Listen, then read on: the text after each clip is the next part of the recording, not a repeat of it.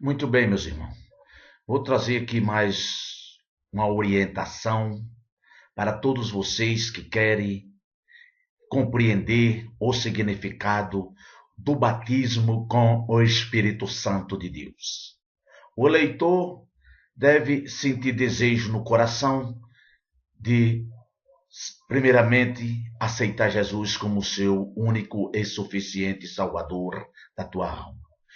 A partir da hora que ele sente o desejo no coração, logo vem o desejo de se batizar nas águas. E vindo esse desejo de batizar nas águas, ele tem que se batizar. Em seguida, o desejo ardente no coração de ser batizado com o Espírito Santo de Deus. Esse batismo quem faz é o próprio Jesus Cristo com fogo. Então, meus irmãos, vocês vão passar a entender mais e mais agora através dessa orientação deste servo de Deus que vem nos passar para os nossos corações tudo aquilo que Deus quer de cada um de nós, para que cada um de nós sejamos batizados no Espírito Santo de Deus.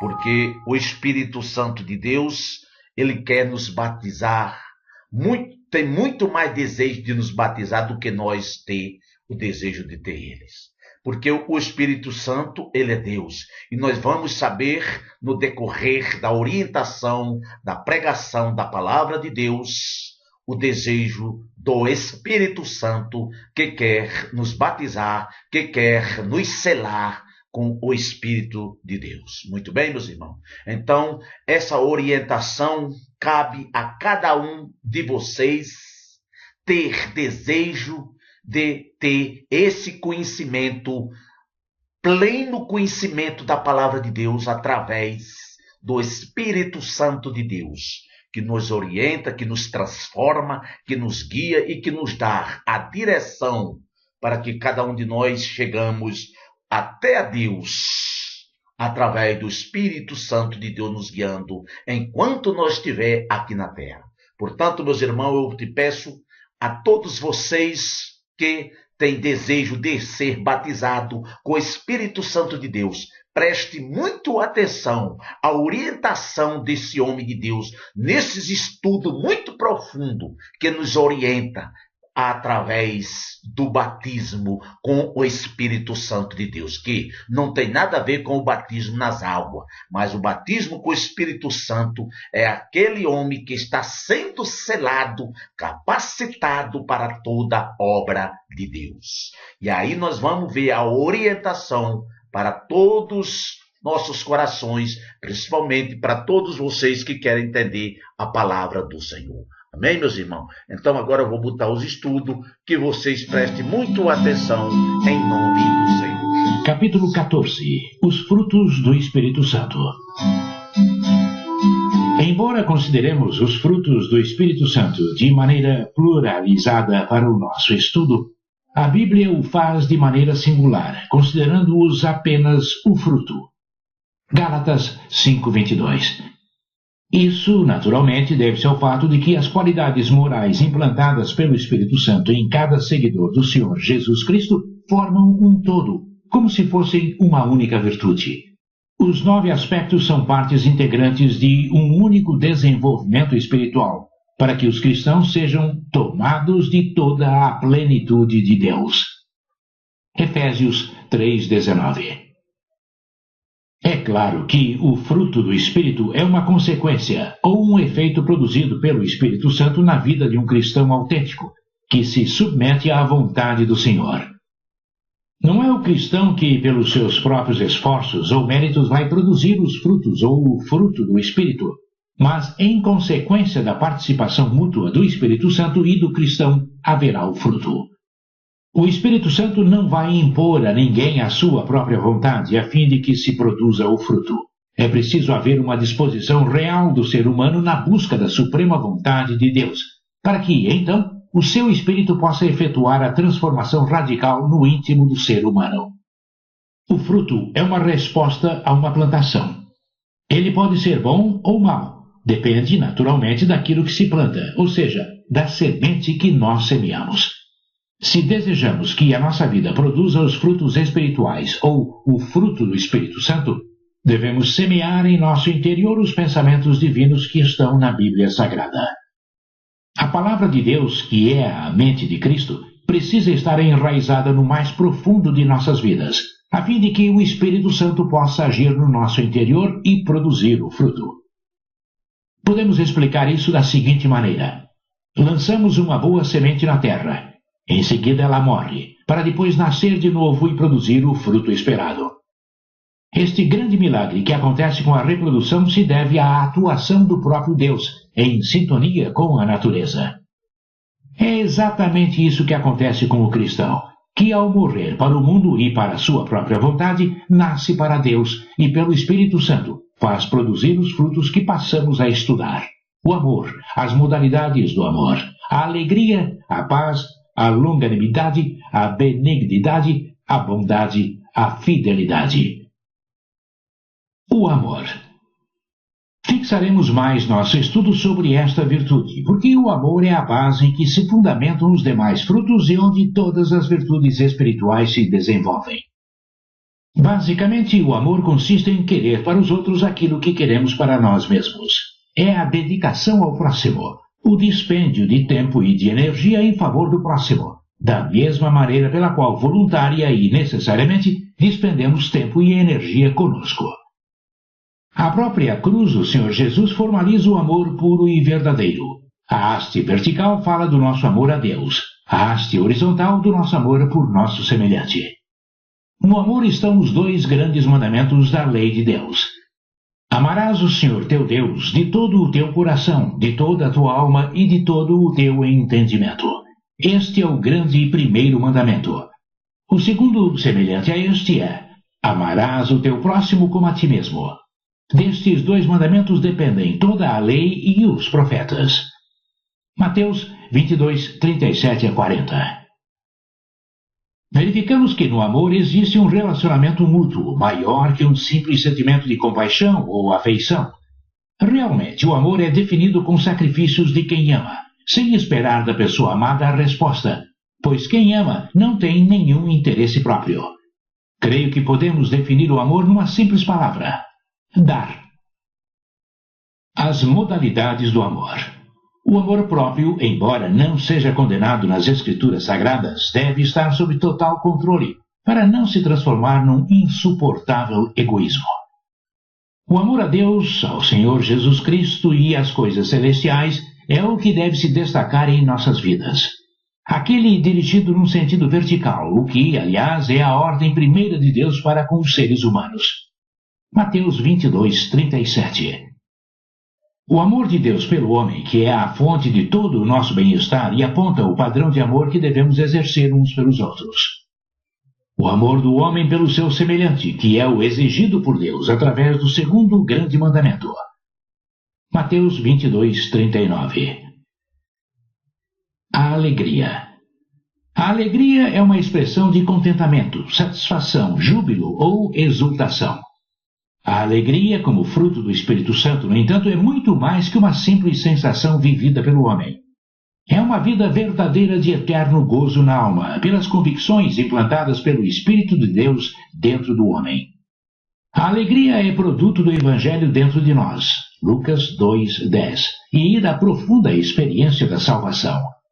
A alegria do cristão é uma constante, a despeito de todos os dissabores que este mundo apresenta.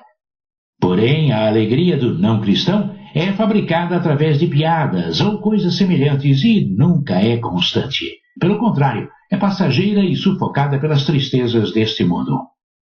O grande regozijo que o Senhor nos concede é o de verificar-se no seu povo a diferença do povo deste mundo. Com este sentimento testificamos a felicidade existente dentro de nós.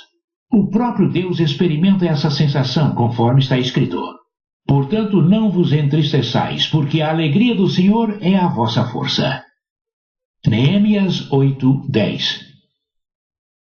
A alegria é uma qualidade de vida caracterizada pelo bem-estar espiritual, consequência de uma correta relação com Deus. É o regozijo do Espírito Santo. Deus nunca apreciou o desânimo. Pelo contrário, a sua palavra nos admoesta. Servi ao Senhor com alegria. Apresentai-vos diante dele com cântico. Salmos 100, 2.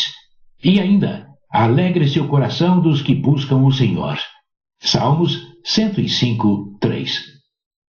A ordem para o nosso dia a dia é, portanto, alegria no Senhor. E isso é dom de Deus para que o seu povo reconheça que Ele está em seu trono e tudo está sob seu controle. Essa alegria é a inspiradora da esperança e da coragem. É a confiança no Senhor Jesus e a satisfação de estarmos vivos nele. A paz. A queda do homem no jardim do Éden destruiu a paz existente entre ele e Deus, consigo mesmo, com os outros homens, com os demais seres e ainda com a própria natureza. Através da cruz do Senhor Jesus, Deus estabeleceu novamente a paz, conforme está escrito. Justificados, pois, mediante a fé, temos paz com Deus por meio de nosso Senhor Jesus Cristo. Romanos 5, 1. A paz, portanto, envolve muito mais que a mera tranquilidade íntima que possa prevalecer a despeito das tempestades externas. Antes, trata-se de uma qualidade espiritual produzida pela reconciliação, pelo perdão dos pecados e pela conversão da alma. Uma certa ocasião, o Senhor Jesus disse: Deixo-vos a paz, a minha paz vos dou. Não vou-la dou como a dá o mundo. João 14, 27. Essa paz é uma dádiva celestial e, na realidade, um contato de Deus com a alma por meio do Espírito Santo. Da mesma forma pela qual ele nos ensina a respeito de Cristo, nos dá a calma certeza da tranquilidade, mesmo nos momentos de tempestade. Por isso, o Espírito Santo também é chamado de Consolador. Nos momentos aflitivos, podemos perfeitamente manter a calma e a tranquilidade, porque o Espírito Santo nos enche de confiança em Cristo Jesus e, consequentemente, de sua paz inefável. Paz é exatamente o contrário de ódio, desavença, contenda, conflito, inveja, enfim, de todas as obras da carne. Como a criança se aquieta nos braços de sua mãe, assim o cristão sossega em Cristo Jesus. Isso é paz. A paz é uma coisa preciosa e feliz é o homem que a alcança. Desafortunado é quem não busca a paz de Deus. Ele nos deu o seu próprio Filho como resgate para livrar-nos do nosso verdadeiro inimigo. Geralmente o ser humano busca a paz em tudo que este mundo pode oferecer, mas acaba por verificar o triste fato de que isto resulta em ansiedade e confusão para a sua vida. O que sempre faltou e ainda falta ao nosso mundo é exatamente a paz, a harmonia, a boa vontade entre os homens, contrariamente àquilo que Deus destinou. Em nossos dias vivemos talvez mais do que nunca esta triste verdade. Existem organizações internacionais que dizem ter a compreensão e a cooperação entre os povos nos seus programas. No entanto, verificam-se bem poucos resultados desses esforços, muitas vezes bem intencionados. Qual será a razão? Se lermos a palavra de Deus, por exemplo, no Evangelho de Lucas 2, aprenderemos que o homem somente alcança a paz quando se submete a Deus e lhe dá toda a glória. Quando Cristo nasceu, os anjos cantaram, expressando a vontade divina. Glória a Deus nas maiores alturas, e paz na terra entre os homens a quem Ele quer bem. Lucas 2,14. Enquanto vivermos longe dessa integração e submissão à suprema vontade, viveremos em desarmonia por dentro e por fora.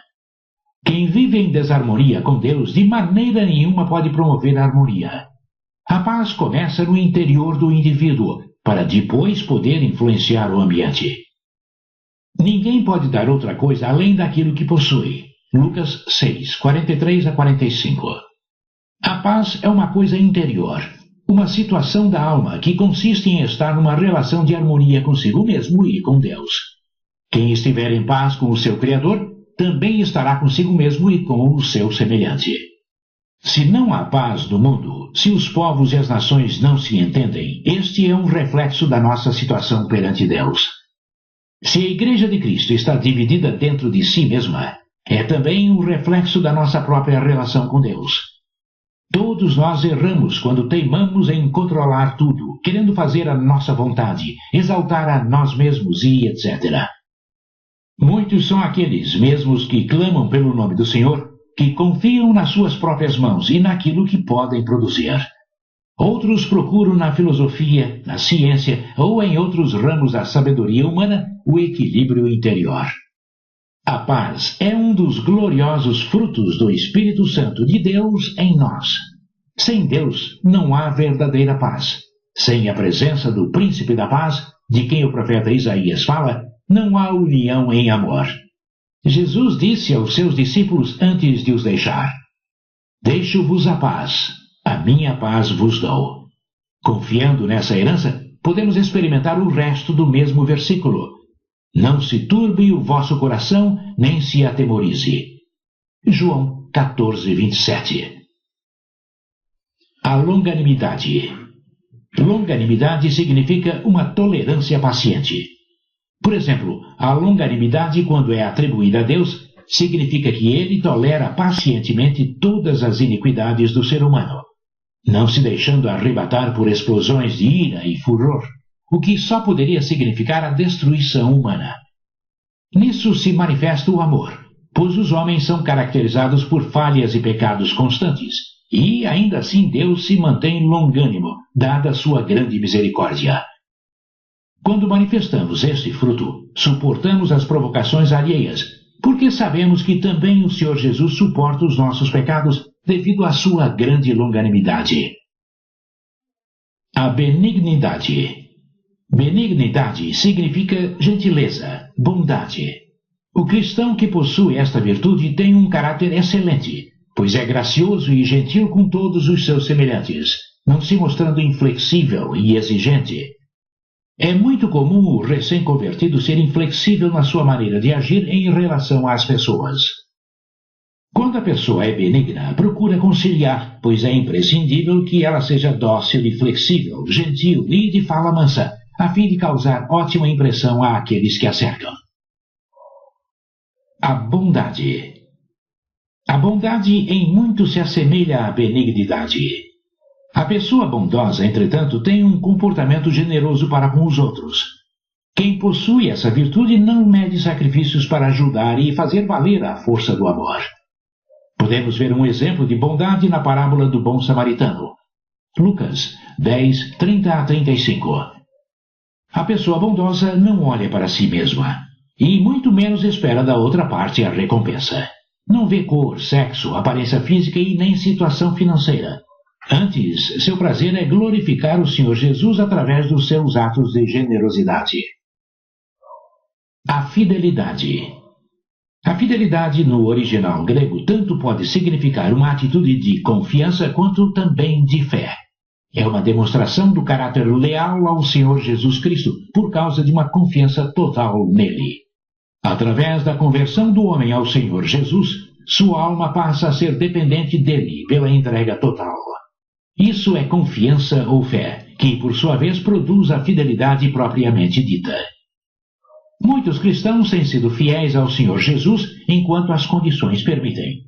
Enquanto tudo está bem, quando os ventos são favoráveis, não falta dinheiro, a família está com saúde, são leais ao Senhor Jesus da mesma maneira que Pedro, enquanto estava com o Senhor.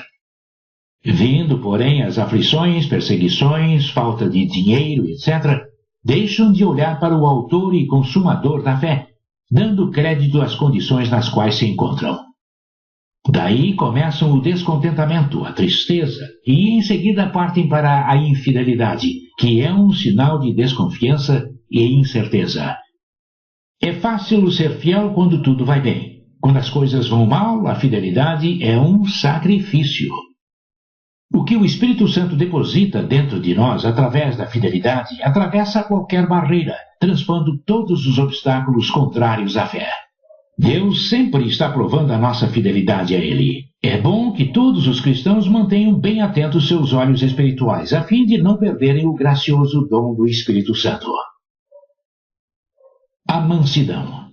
O Senhor Jesus disse: Bem-aventurados os mansos, porque herdarão a terra. Mateus 5:5. Tomai sobre vós o meu jugo e aprendei de mim, porque sou manso e humilde de coração, e achareis descanso para a vossa alma. Mateus 11:29. Em ambos os casos, verificamos ser esta virtude uma submissão do homem a Deus e em seguida ao próprio homem. É uma brandura de gênio do ser humano. Além do próprio exemplo do Senhor Jesus, temos também o caso de Moisés, que podemos verificar em Números 12:3. Era o varão Moisés muito manso, mais do que todos os homens que havia sobre a terra.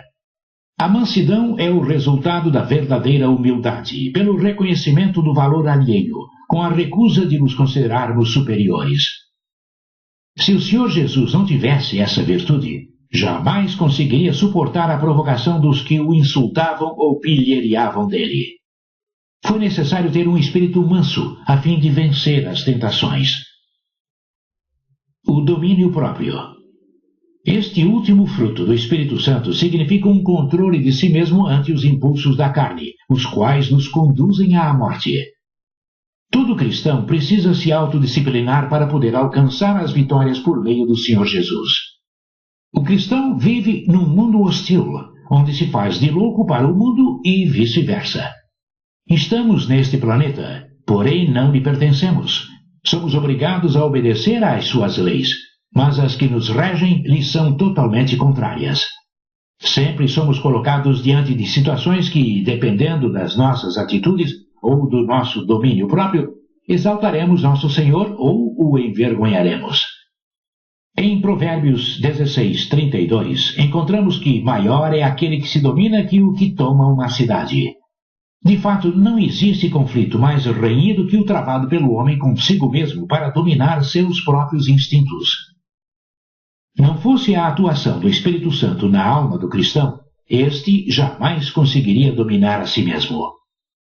Quando o apóstolo Paulo se refere à luta da carne contra o Espírito Santo e vice-versa, Gálatas 5:16-21, não está querendo dizer com isso que o barro do qual fomos feitos seja imprestável. Não. São exatamente a vontade e os instintos do nosso eu que lutam contra o Espírito de Deus. Essa carne chamada vontade humana ou instinto precisa ser dominada pela própria pessoa, através do fruto domínio próprio. A Bíblia contém duas doutrinas principais, a lei e o Evangelho. A lei. A lei é a doutrina da Bíblia pela qual Deus nos ensina nossa maneira de ser, o que devemos fazer e evitar. Isso quer dizer que o homem será salvo através dos seus próprios méritos, se obedecer às leis e aos mandamentos contidos no Antigo Testamento. Veja, amigo ouvinte, Levítico 19:2-3 e Deuteronômio 6:6-7. Por esta doutrina é difícil conseguir a salvação, pois se alguém falhar no cumprimento de pelo menos uma regra da lei, mesmo que tenha cumprido as demais, estas serão anuladas por ter faltado apenas uma. Temos muitos exemplos de igrejas que se mantêm legalistas, ou seja, tentam aplicar a lei para seus seguidores. É o caso dos sabatistas, que obrigam os fiéis a guardarem o sábado de qualquer maneira, porque na lei encontramos o mandamento do Senhor de guardar o sábado. Aliás, todas as religiões ou denominações que tentam fundamentar a fé na lei ou nos mandamentos acabam se tornando falsas e anticristãs, simplesmente porque o justo viverá pela fé no Senhor Jesus Cristo. Veja Hebreus 10:38. Se a lei fosse suficiente para salvar alguém, então a vinda do Senhor Jesus seria totalmente inútil. Não é que a lei seja errada ou mesmo falha, mas na verdade foi criada para apontar o Salvador Jesus e disciplinar o povo judeu, que era rebelde e de coração duro. O Evangelho. Evangelho significa boas novas. É a doutrina pela qual Deus nos salva por intermédio do Senhor Jesus. Através do Evangelho, o homem é salvo pela fé naquele que conseguiu cumprir toda a lei, sem falhar absolutamente em nenhum item, Jesus Cristo. A lei nos ensina o que devemos ou não fazer, porém o Evangelho nos ensina o que Deus tem feito e continua a fazer pelo homem por intermédio do seu Filho Jesus. O fruto do Espírito Santo provém do Evangelho, que significa a graça de Deus para todos os que apoiam sua fé no Senhor Jesus. Pois é Ele próprio quem nos concede o Espírito Santo e, consequentemente, os frutos e os dons para o crescimento da sua igreja. Aqueles que andam na base da lei e dos mandamentos não podem usufruir dos frutos do Espírito Santo, porque em suas concepções devem fazer prevalecer a força de vontade para serem bons cristãos, o que é impossível sem a atuação efetiva do Espírito Santo, pela fé única e exclusiva no Senhor Jesus. Muito bem, meus irmãos. Criação de criminosos. Vocês viram aí a situação do homem quando está sendo guiado pelo Espírito de Deus. O homem deve ser guiado pelo Espírito Santo quando ele é batizado no Espírito Santo e obedecer a voz de Deus que brada dentro de nossos corações, porque Deus nos guia, Deus nos transforma através do Espírito dele a cada dia, a cada momento. Então, o cristão verdadeiro que é batizado com o Espírito Santo, ele tem que obedecer à voz de Deus que fala em nossos corações, a voz do Espírito Santo de Deus. Quando nós somos batizados com o Espírito de Deus, ele está dentro de nós para guiar todos os nossos passos, que é nos passos de Jesus, o Filho dele, o nosso Salvador e Salvador do mundo. Portanto, nós temos que obedecer à voz de Deus, porque nós aceitamos Jesus como seu Salvador, e a misericórdia de Deus veio sobre cada um de nós. Aquele que quer aceitar Jesus, então ele recebe o Espírito de Deus para ser transformado a cada dia, a cada momento, a cada manhã. Ele vem nos renovar com as forças dele, porque nós põe o nosso amor em Jesus Cristo, o Filho dele, o nosso Salvador. Portanto, eu acho que esses ensinamentos ajudou e vem ajudar a você que quer ser batizado com o Espírito Santo de Deus. Portanto, meus irmãos, meus amigos, companheiros, então observe bem esses estudos para que você venha obter, extrair dele benefício para você mesmo. Porque quando você busca em Deus o Espírito Santo de Deus para obter dentro de você, você está buscando benefício para vocês mesmos, para manter firme na rocha em Jesus Cristo a cada dia, até o dia que Jesus Cristo vem nos buscar a tua igreja. Portanto, eu vou encerrar agora esses estudos. Eu espero que esses estudos venham ajudar a vocês, meus companheiros, na jornada da vida, em buscar o batismo com o Espírito Santo, que é magnífico, glorioso e todo-poderoso, só o único Deus que é o todo-poderoso Criador dos céus e da terra. Deixa falar quem quiser falar de você. O importante é que nós esteja em comunhão com Deus, agradando ao Deus Todo-Poderoso, o único digno de toda honra, de toda glória, de todo louvor, de toda majestade, de toda adoração. Isso é o importante. Nós agradar é o nosso Deus, o Criador dos céus e da terra. Deixa quem quiser jogar pedra jogar, mas Deus nos dá força para vencer todas as barreiras e nós chegar até a Deus através do Deus Todo-Poderoso, através do Filho dele e do Espírito Santo dele. Amém, meus irmãos? Então eu te peço ter levado mais uma palavra de amor, de alegria, de paz e de força para os vossos corações. Eu abençoo a todos vocês que querem aceitar esses ensinamentos na palavra do nosso Senhor e Salvador Jesus Cristo. Sejam vocês todos abençoados na bênção do Pai, na bênção do Filho e na bênção do Espírito Santo de Deus. Amém.